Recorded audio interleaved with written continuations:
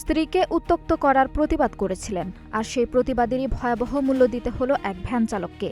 অভিযোগ, পরিকল্পিত হামলা চালিয়ে তার 2 হাত ভেঙে দিয়েছে প্রতিপক্ষের লোকজন। পাবনার সাঁথিয়া উপজেলার কাশীনাথপুর ইউনিয়নের 24 মাইল এলাকায় গতকাল রাতে এ ঘটনা ঘটে। আহত ভ্যান চালক জুয়েল রানাকে গুরুতর অবস্থায় প্রথমে সাঁথিয়া উপজেলা স্বাস্থ্য কমপ্লেক্সে নেওয়া হয়। পরে অবস্থার অবনতি হলে তাকে পাবনা জেনারেল হাসপাতালে স্থানান্তর করা হয়। রাসেল আমার বাড়ি দিয়েছে, আমি এই বাড়িটা বাম হাত দিয়ে ঠেয়া দিছি। ঠেয়া দেওয়ার পরে আমি ওই পড়ে গেছি, আমি চিৎকার দিছি। ওই আশেপাশের লোক আস্তে আস্তে ওরা খালি আমার পাটের খাত বিলিটা ইল্লি যাতিছে। রাসেল আমার মুখটা ইন্দরিছে, আমার এই যে ঠোঁট কেটে গেছে ওই আংটির, রাসেলের আংটির। ওই রাসেল হবির কাছে আমি করছি, ভাই আপনি আমার জান ভিক্ষে দেন, ভাই আমার ক্ষমা করে দেন, আমার ক্ষমা করে দেন, আপনি আমার মারি ফেলেন না। ওকে তো তোর মাফ করার লেগে আমি আইছি। হবি ভাই রাইট ধরে রাখছে, রাসেল আমার বাড়িচ্ছে। রাজ্জাক ছিল, রাসেল ছিল, শাহিদ ছিল, আলী ছিল, তারপরে হালিম ছিল, রাজ্জাকের এক ভাই ছিল, তারপরে তৈয় ছিল, রাসেল ছিল। পুরো 8 জন মানুষ লেগে আমার মারিছে।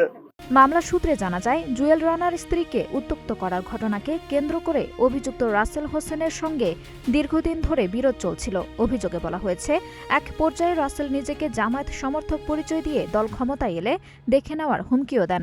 এটা হলো এক সময় ওদের সাথে আমাদের একটা বিরোধ বাড়ে, সেটা হলো আমার এই ছোট ভাইয়ের বউকে নিয়ে ওরা উত্ত্যক্ত করত। তখন আমার ছোট ভাই হয়তো 2 কথা বলার পরে ওরা বলছিল যে কোনোদিন যদি জামাত এই দেশে পাওয়ারে আসে তাহলে সেই দিন আমরা দেখাবো। এই রাত 9:30 থেকে বাজার থেকে যখন আসে তখন অতর্কিভাবে আমার ভাইকে হামলা করে, মানে মারি ফেলানোর জন্যে। আল্লাহর রহমতে আমার ভাই বেঁচে আছে। এতে আমার সাঁথিয়া থানায় একটা মামলা করা আছে। আমার স্বামী 7 বছর আগে বিরোধ ছিল, তারাই একা পায়া ভ্যান চালা আসতেছিল। তারা 7-8 জন নাকি আমার স্বামীর একা পাও তোদের অর্থে বাইরে কিছু নাই, পাটের জায়গা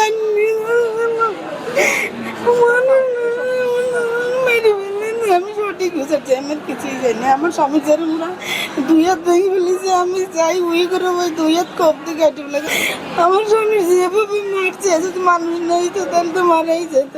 স্বজনদের দাবি, গতরাতে ভ্যান চালিয়ে বাড়ি ফেরার পথে 24 মাইল এলাকায় পৌঁছালে রাসেল হোসেন সহ 8 থেকে 10 জন দেশীয় অস্ত্র নিয়ে জুয়েলের উপর অতর্কিত হামলা চালায়।